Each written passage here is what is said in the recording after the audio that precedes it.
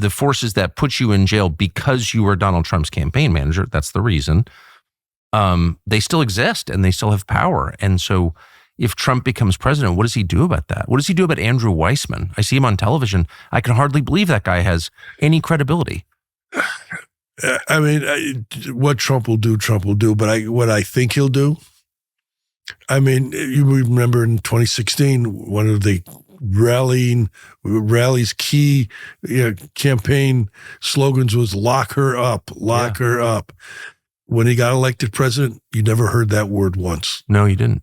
And that's because that's not who he is. He's not a vengeful man. No, that's for sure. And he could use a little bit of vengefulness sometimes, but he's not. And he put, contrary to what Harris and Biden have said about him, he put the country first as president.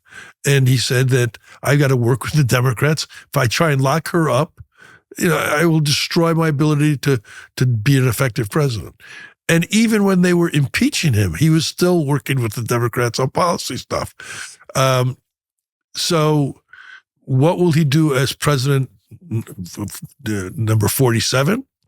I think he'll do a lot of what he did as number 45. He will focus on things, an agenda that will make the country better, that make America great again, which is his, because he sees this is his legacy term now.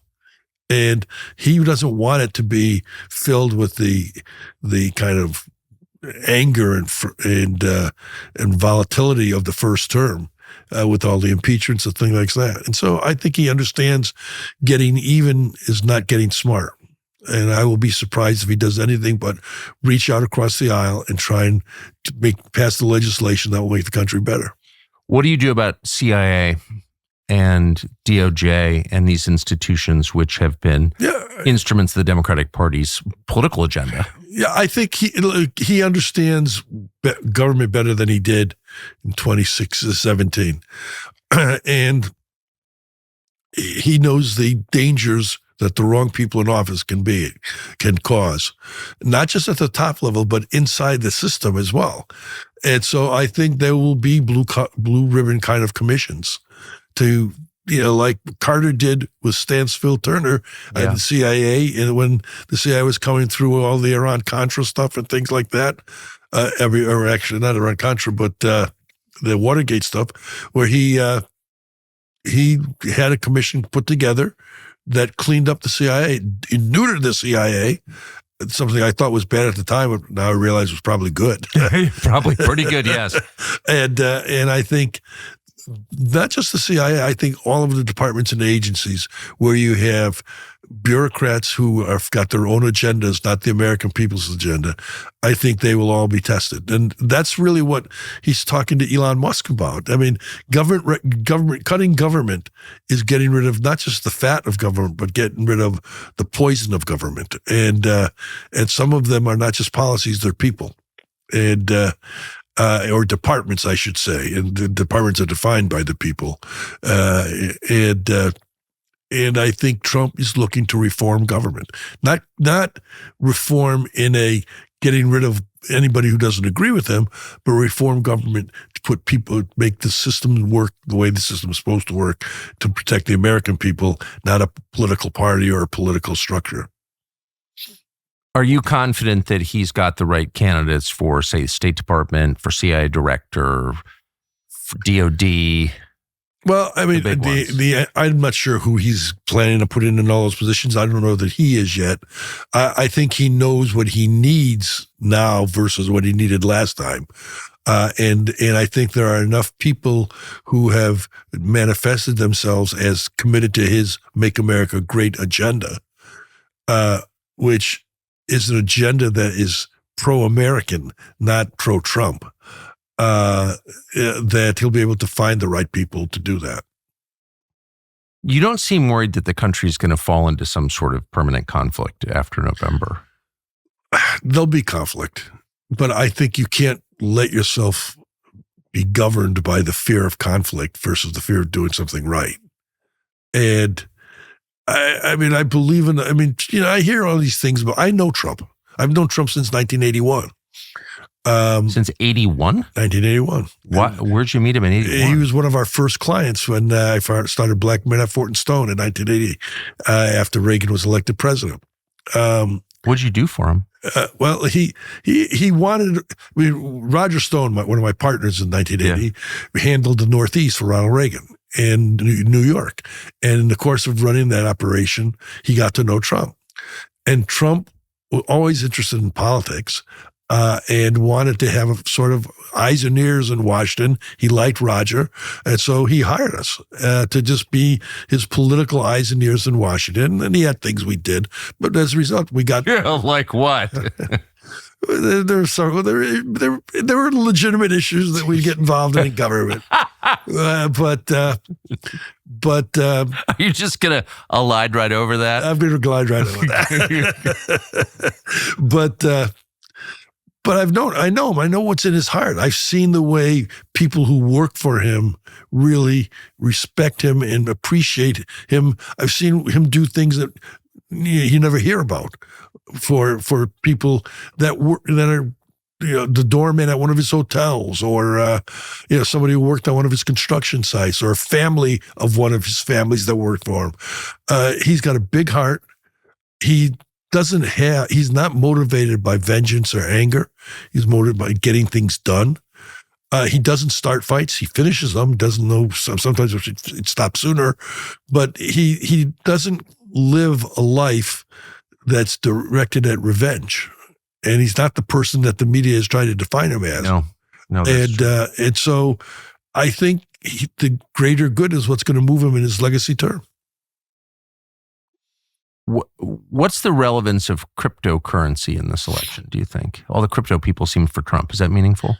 No. I do know Trump feels like the crypto world is part of the future of the economic structure of the world.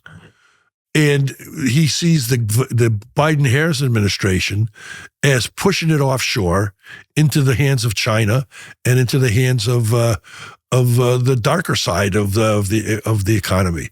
And his attitude is the best way to influence the proper growth is to bring it onshore, to regulate it properly, and let it become an American industry, just like Bretton Woods did to the dollar in the aftermath of World War II. And it's as simple as that.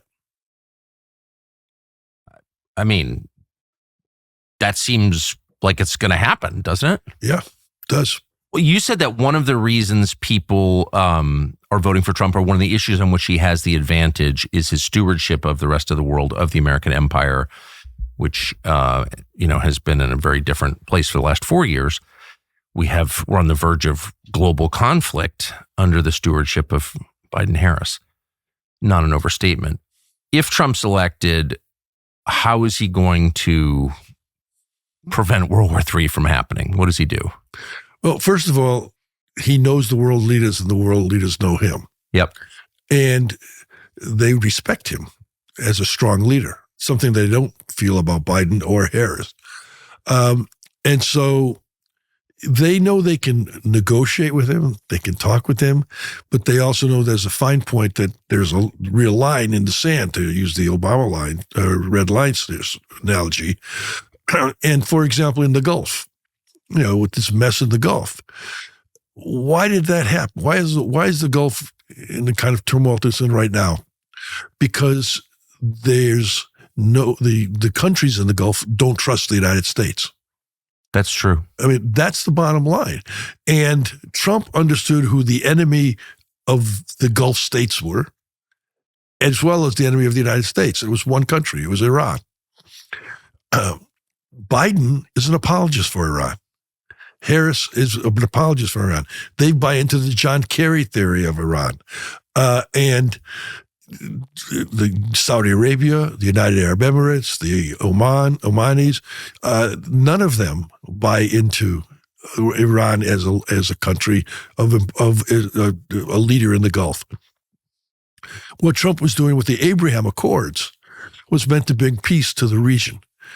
What he was doing with Iran from day one was meant to defang Iran, impoverish Iran as a political country, and allow the people the opportunity to rise up against the the fascist regime that the mullahs are running there. And it was working. I mean, the Abraham Accords, if Trump had been reelected, Saudi would have signed it. Jordan was signing it. Israel was bound to it. And that was moving towards a peaceful resolution and an isolation of Iran. When Biden became president, he immediately reinstituted as best he could the nuclear deal with Iran, giving them even more than they had and wanted, gave them billions of dollars that they then used to fund terrorist activities around the world and against Israel. And he told, more importantly, the other Gulf states that they can't trust the United States. So what did the MBSs of this world do? What did the Emiratis do?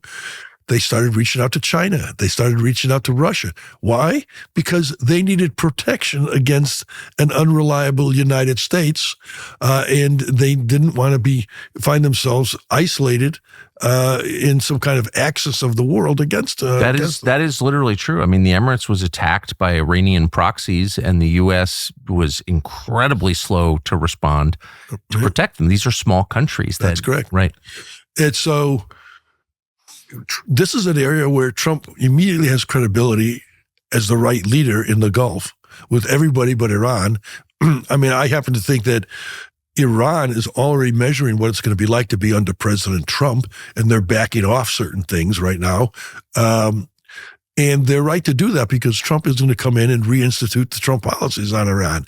I mean, there were two countries that were enemies of the United States in Trump's eyes that needed to be impoverished in order to then be brought into the world community.